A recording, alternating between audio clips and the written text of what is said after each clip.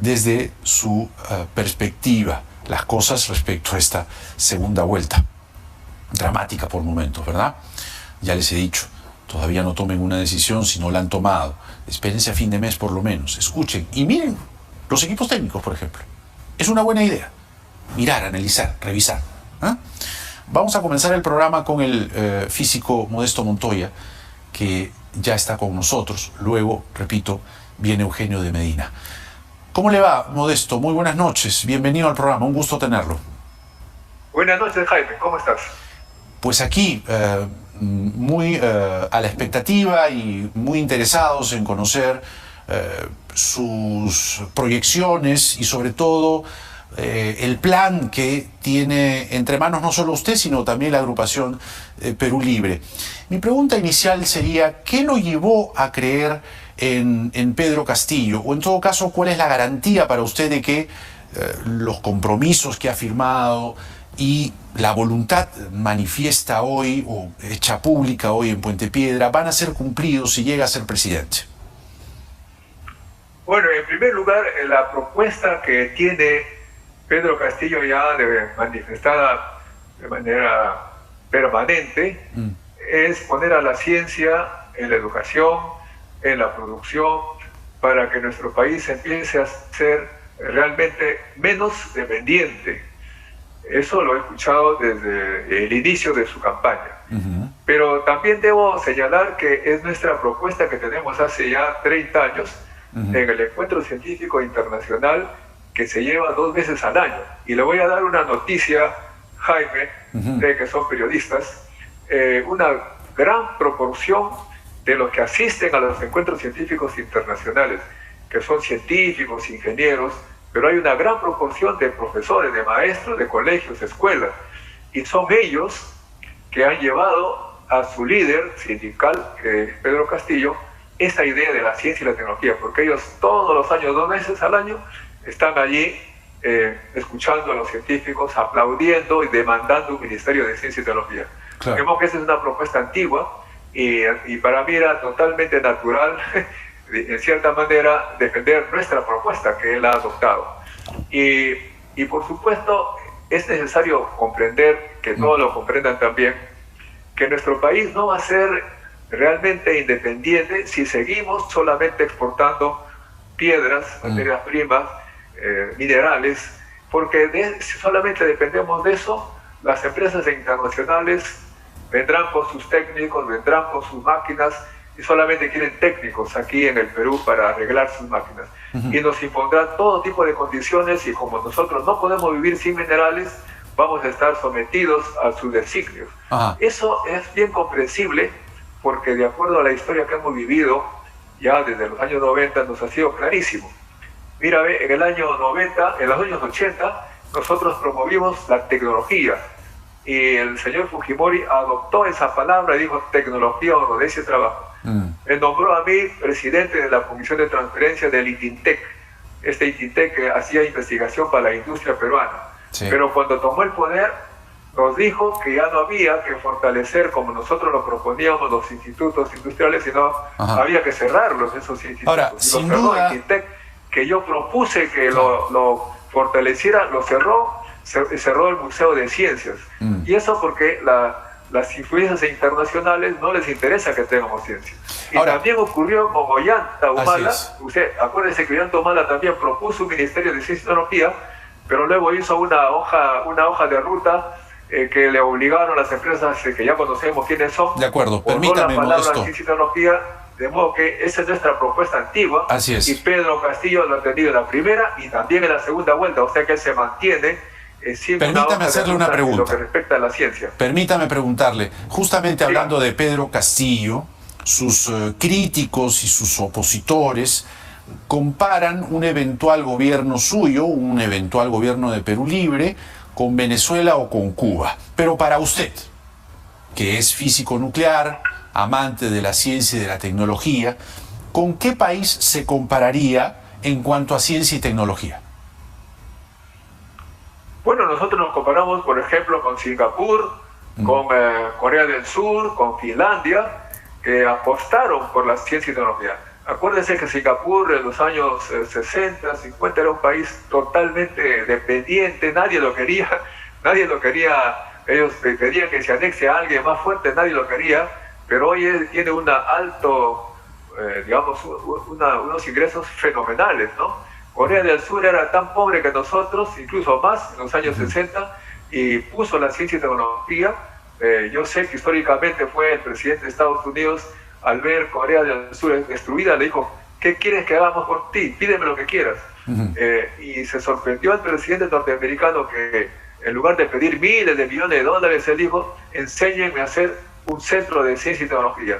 Nosotros tenemos ese modelo, también el de Finlandia, que antes era exportador de troncos de árbol para las imprentas de Nueva York, ahora con ciencia a partir de los 73, el año 73 del siglo pasado, impulsó un sistema educativo y de ciencia y ahora es rico. ¿Ves? Ahora, China, miren, China es dirigido por un partido que se llama comunista. Yo cuando estaba en Europa y en Estados Unidos en los años 80, veía millones de chinos aprendiendo la ciencia. Yo llegaba lo más temprano posible al laboratorio y ya estaban chinos. Me iba lo más tarde y seguían ahí los chinos y ahora están compitiendo, ya lo están pasando Estados Unidos con ciencia. Y es un partido que se dice Partido Comunista. Claro. Como que no interesa la ideología, necesitamos ciencia. Bueno, eso fue pues Deng Xiaoping, ¿no? Pero a ver, regresemos al presente. Ciertamente la necesidad, la demanda de ciencia y tecnología, como muchos otros sectores, se ha hecho visible, se ha hecho necesaria con la pandemia. Y hemos notado la necesidad enorme de destinar no solo mayor presupuesto, sino una voluntad política tal que pueda apuntalar la ciencia y la tecnología en nuestro país. Póngale a la gente un ejemplo. Es decir, cómo se transformaría el país, poniendo un solo ejemplo, aplicando la ciencia y la tecnología desde la perspectiva que usted está ofreciendo. Muy bien, buena pregunta. Pero déjame terminar lo anterior. Muchos nos comparan con Venezuela. En realidad Venezuela y Perú tienen exactamente el mismo modelo.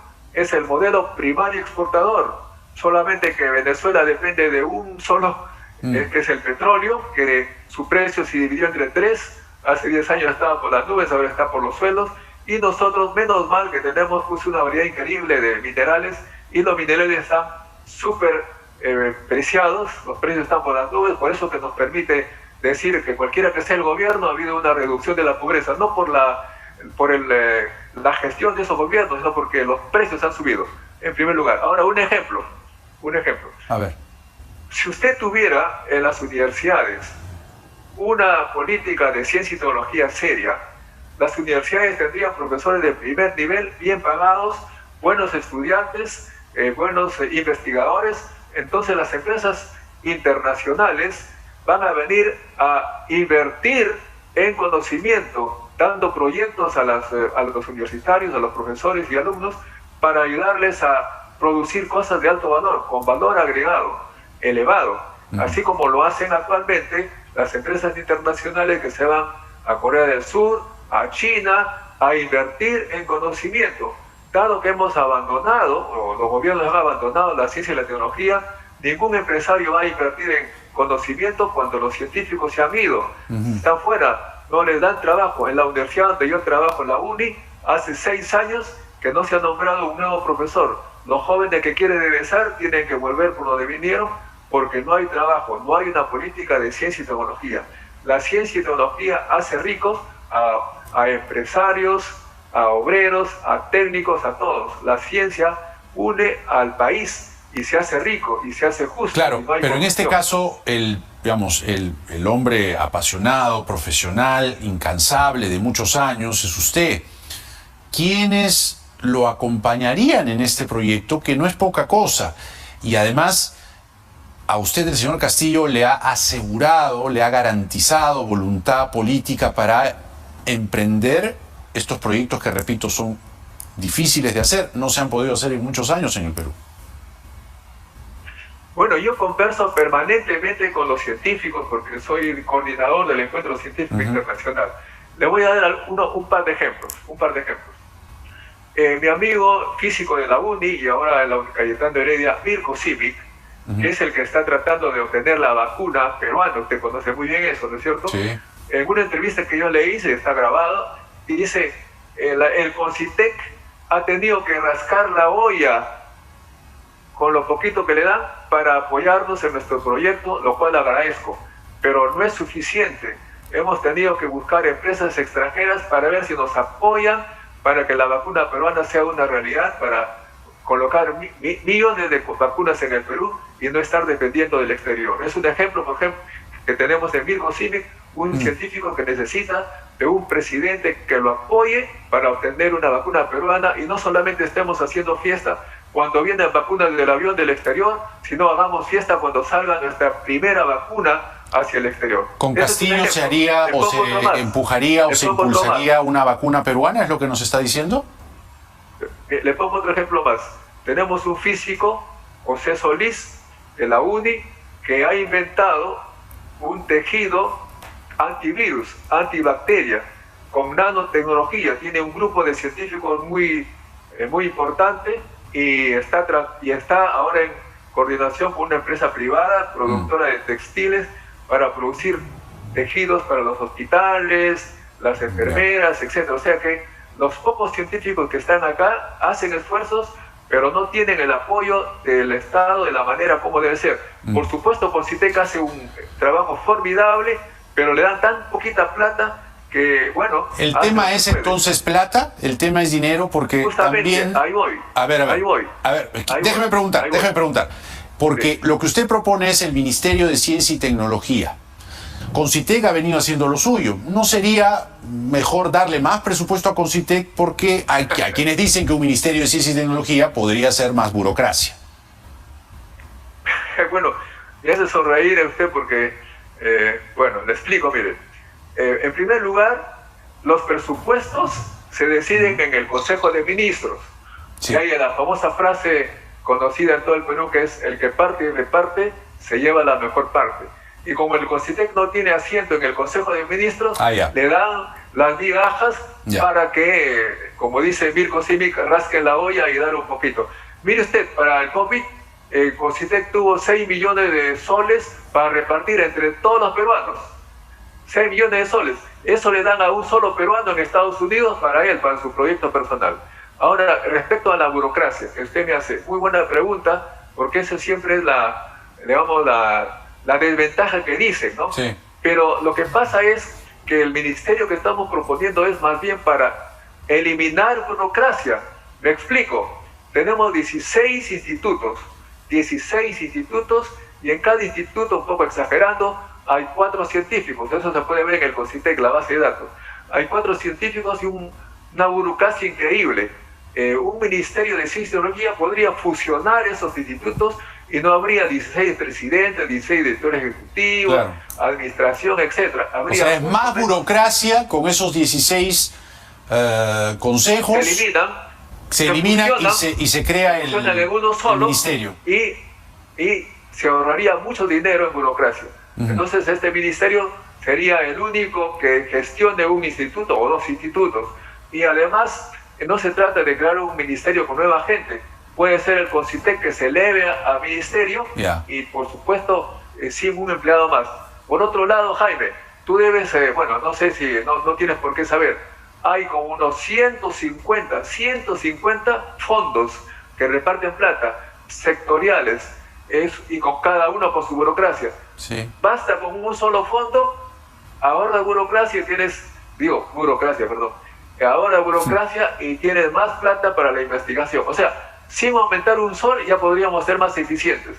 Y si además el ministro está en Consejo de Ministros, vamos a tener más dinero para la investigación y fortalecer entonces las universidades y el instituto, que nos permitiría empezar realmente la independencia del Perú, porque la independencia en el siglo XXI tiene que ver con ciencia y tecnología.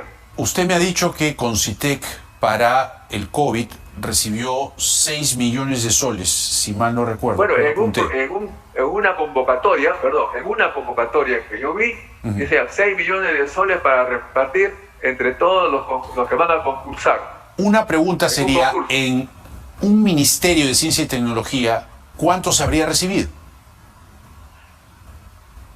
Mire, eso para mí tendría que ser 50 veces más.